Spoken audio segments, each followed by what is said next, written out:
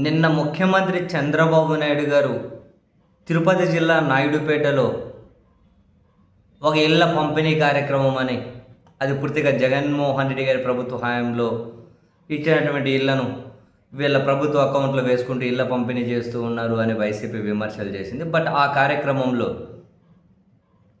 అసలు జనాలకు ఎక్కడ ఏమాత్రం కనిపించలేదు. చాలా ఎక్కువగా ఖాళీ కుర్చీలే దర్శనమిచ్చాయి. అధికారంలో ఉండి ముఖ్యమంత్రి గారు అక్కడికి వెళ్తే ఎందుకు జనం లేరు అన్నది $1 మిలియన్ ప్రశ్న. సీన్ కట్ చేసి నేను వైఎస్ఆర్ కాంగ్రెస్ పార్టీ చలో మూలపేట అనే ఒక కార్యక్రమానికి పిలిపించారు శ్రీకాకుళం జిల్లాలో.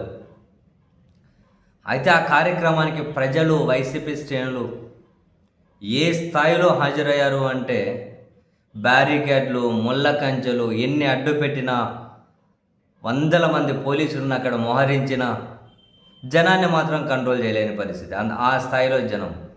అంటే నౌపాడ జంక్షన్ దగ్గర ఒక భారీ బహిరంగ సభ పెడితే అసలు మామూలుగా మాజీ మంత్రుల స్థాయి లాంటి వాళ్ళే అక్కడ హాజరైంది. అందరూ ఉత్తరాంధ్రకు చెందినటువంటి అందరూ కీలక నేతలందరూ హాజరయ్యారు. బట్ దానికి హాజరైన జనం చాలా పెద్ద ఎత్తున హాజరయ్యారు. ప్రజలు, వైసీపీ శ్రేణులు కూడా. ఇటు ముఖ్యమంత్రి గారి సభ ఏమో ఒకే రోజు వెలవెలబోయింది. అటువైపు వైసీపీ మాజీ మంత్రుల స్థాయి సభ ఏమో పోలీసులు ముళ్ళకంచెలు, బ్యారికేడ్లు అడ్డపెట్టి కంట్రోల్ చేయాల్సిన పరిస్థితి అయినా కూడా పిక్కటిల్లారు. మరి దేనికి సంకేతంగా చూడాలో తెలియలేదు. అండ్ అదే సమయంలో ఈ సభలో ప్రసంగించేటువంటి నేతలు ఎక్కడే కనుక సుత్తి లేకుండా చాలా సూటిగానే వాళ్ళు ప్రశ్నించిన విషయాలు కూడా, ఎప్పుడైనా జగన్మోహన్ రెడ్డి గారు మీడియా సమావేశం పెడితే ప్రతిదీ కూడా డాక్యుమెంట్ పెట్టుకొని అప్ టు ద మార్క్ ప్రతిదీ ఆధారాలతోనే మాట్లాడుతూ ఉంటారు. సేమ్ వైసీపీ నాయకులు కూడా నిన్న ఈ మూలపేట పోర్టు గురించి మాట్లాడిన వాళ్ళు చాలా సూటిగానే ఏమని, 1000 కోట్లు తీసుకొని వచ్చేసి అమరావతి కడతాం అది ఇది అని చెప్పి హడావిడి చేస్తూ ఉన్నారే. మరి ఇప్పుడు మూలపేట పోర్ట్ అనేది జగన్మోహన్ రెడ్డి గారి హయాంలో అన్ని అనుమతులు వచ్చాయి, భూసేకరణ చేశాం, పునరావాసము కల్పించాం, అన్నీ అయిపోయినాయి, 70% పనులు అయిపోయాయి. ఇక 30% పనులు పూర్తి చేయడానికి మీకు వచ్చిన ఇబ్బంది ఏంటి? ఉత్తరాంధ్ర మీద మీకు ఈ చిన్న చూపు ఎందుకు?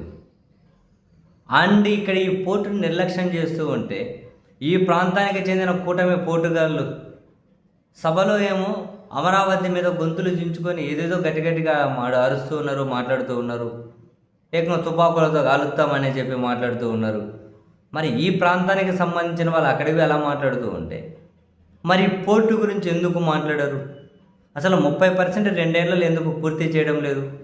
ఇప్పుడు మీకు వచ్చిన ఇబ్బందులు ఏంటి? అనుమతులు మా హాయంలో అయిపోయాయి, సమీకరణలు, భూ సేకరించడము అయిపోయింది, పునరావాసము అయిపోయింది, అన్నీ అయిపోయాయి. మరి 30% మీరు ఎందుకు పూర్తి చేయడం లేదు? మీకు ఈ ప్రాంతం మీద మక్కువ ఎందుకు లేదు? దశాబ్దాల కల కదా మూలపేట పోర్ట్ అనేది. ఎప్పుడు కూడా చంద్రబాబు నాయుడు గారు 3 సార్లు ముఖ్యమంత్రి అయినప్పుడు కూడా ఎప్పుడు దీని గురించి ఆలోచించలేదు కదా.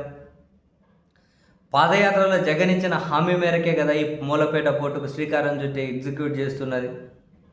మరి మిగిలిన 30% పని కానీ మీరు 4వసారి ముఖ్యమంత్రి అయినప్పుడు కూడా పూర్తి చేయలేకపోతే, 3 సార్లు ముఖ్యమంత్రి పట్టించుకోలేదు, 4వసారి ముఖ్యమంత్రి అయ్యేసరికి 70% పనులు పూర్తి చేసి మీకు మీ చేతిలోకి వచ్చింది.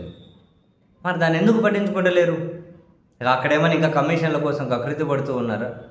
ఇంకేమన్నా ఆశిస్తూ ఉన్నారా? యథావిధిగా అన్ని చోట్ల క్రెడిట్ చోరీకి పాల్పడుతున్నట్లు ఇక్కడ కానీ అదే ప్రయత్నమా? మీరు ఈ పోర్టు పూర్తి చేసేంత వరకు మేము వదిలిపెట్టాం, ఇది మా ఈ ప్రాంత ప్రజల ఆకాంక్ష, ఇది వాళ్ళ చిరకాల కోరిక ఇది అని చెప్పి అన్నీ చాలా సూటిగానే, ఎక్కడ డీవియేషన్ లేదు, ప్రభుత్వాన్ని సూటిగానే ప్రశ్నించారు. సభకు హాజరైన ప్రజల దగ్గర నుండి ఈ ప్రసంగాలకు పెద్ద ఎత్తున చప్పట్లు వినిపించాయి. సో మరి ఇదంతా ఆ మూలపేట పోర్టుకు సంబంధించి త్వరగా పూర్తి చేయాలని ప్రజల ఆకాంక్ష కోణంలో చూడాలా, ప్రభుత్వ వ్యతిరేకత కోణంలో చూడాలా, వైఎస్ఆర్ కాంగ్రెస్ పార్టీ పూర్తిగా జనంలో పైచేయి సాధిస్తుంది అనే కోణంలో చూడాలా? ఏ కోణంలో చూడాలో తెలియదు కానీ బట్ నేను ఈ సభలో ప్రసంగించిన నాయకుల ఆ ఉత్సాహం చూస్తూ ఉంటే మాత్రం అవన్నీ కనుక రీసౌండ్ ఇచ్చాయి.